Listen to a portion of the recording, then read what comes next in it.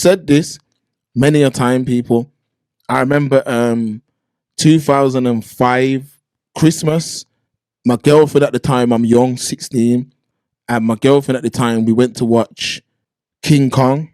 Remember that King Kong? 2005, you can Google it. I never forget it.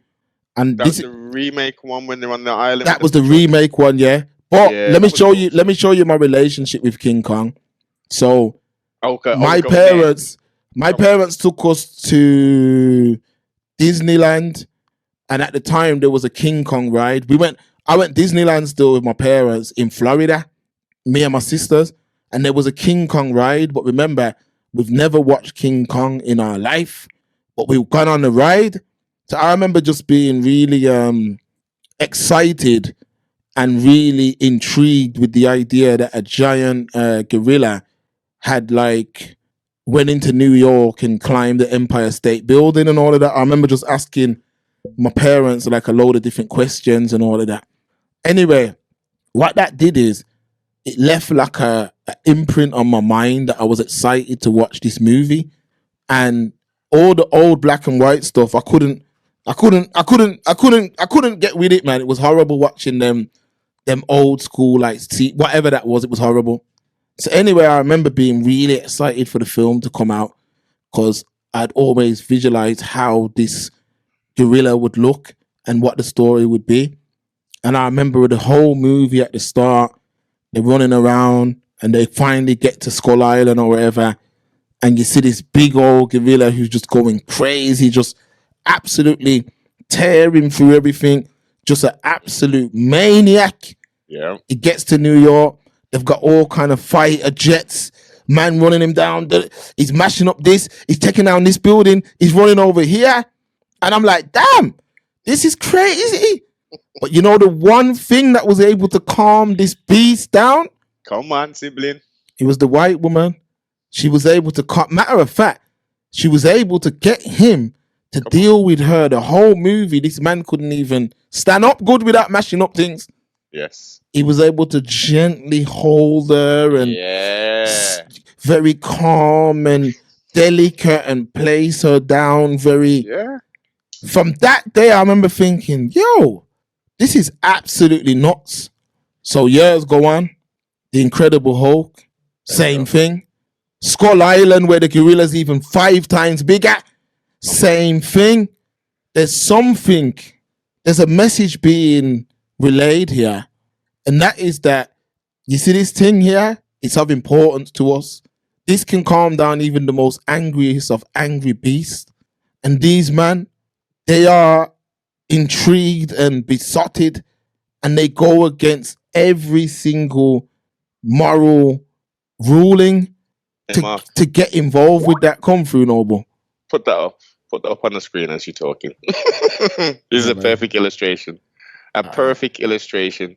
The King Kong imagery, the Hulk, more the King Kong, that's so overt and subtle and subliminal in regards to the messaging. The wild, untamed beast, gorilla, monster can only be soothed by the white woman with blonde hair. The fighter jets, the MiGs, the missiles, the submarines, not Nagwan, but the white woman can. She can hold it down. He can pick her up, even though he's crushing buildings, crushing tanks and all that. He can pick her up and stroke her hair with his huge finger. Yeah, the mystical, magical white woman. Hold on, we're gonna get this out. And there was huge controversy with this when it came out. The people who had eyes to see were like, huh? Why would he even?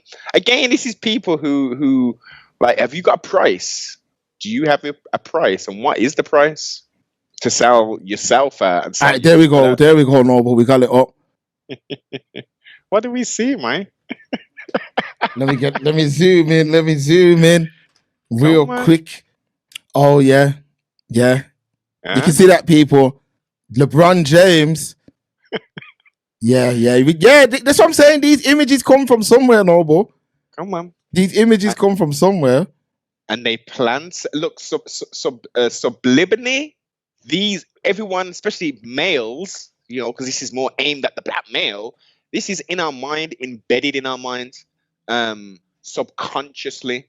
Now, the weaker, and I will say that, the weaker of us allow that to fester, to be watered and to grow, and then now to go into your conscious minds.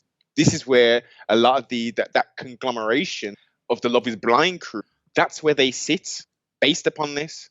And when the overt, when the subtle, the subliminal images are presented, it just lines up and marries, and it makes sense. It's like a key in a lock. Well, of course, yeah. Why wouldn't I? Look at what the stars are doing. Look at what the people of note are doing. They're the ones who are perpetrating the same thing. But the only difference is I'm in my position, and they got a whole heap of money, man. It's cool and it's fine. This is plenty to do. Yeah, man. Yeah, it's crazy.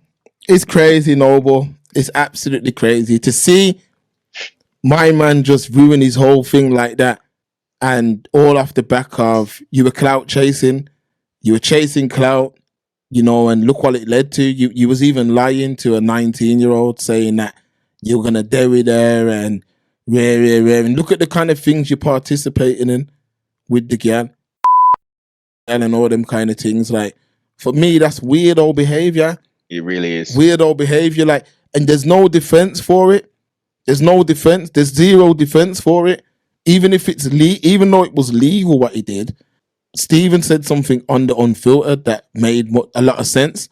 A lot of these men, Noble, go out with girls like that because it's the most legalist way, the most legal way of them doing what they really want to do. I see what you're saying. And even when you look at the girl, people look at the girl's pictures, I didn't see that. You got a picture of her? Yeah, there should be. Because that was the next thing I was going to say. I mean, like, each generation past yourself grows taller, gets bigger. The females develop a lot more quicker than you were, for your time frame and stuff. So I'm thinking to myself, this 19-year-old, she must be, I mean, for me, I'm just using my preference. She's got to be thicker than Heinz ketchup, man. Like, she can't be looking like a 19-year-old because the audio, when I heard it, I'm like, because me, siblings, and I've only got so much amount of time I can indulge in, this effery, should we say. So I heard the stuff, but I didn't necessarily like go try and watch nothing. I didn't see it, but I heard that audio and I thought, what audio is this? Because the girl sounds young as hell. And then I realized, oh, she is 19. Well, she bloody sounds 19, man. I couldn't even hold a conversation with someone like that, unless it's you can't. That's a mismatch. That's like talking to an infant. What kind of conversation is that? Listen to how she was talking and stuff. She's got no life skills, life experience, or anything. And she should have been straight come to the up still. business. I mean, even with that, it's some weirdo thing because I'm like, yo, even with the bedroom thing, like, that would feel weird, man. She's younger than my baby sister, no, but my baby sister is 25. You get what I'm saying? Like, and it don't even make sense. It's horrible. At our age, we're saying this at our age, and he's 56. It's listen. He should be. Obviously, it's not.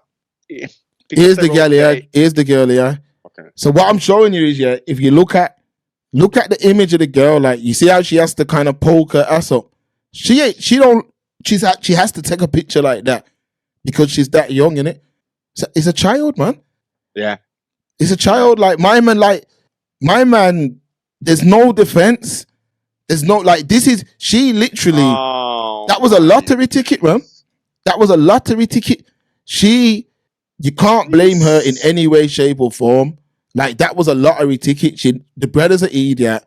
She listened to matter of fact, no, but see if you can find that audio. Let's play it, man. Let's play it.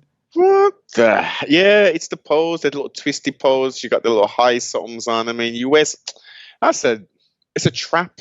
It's a trap.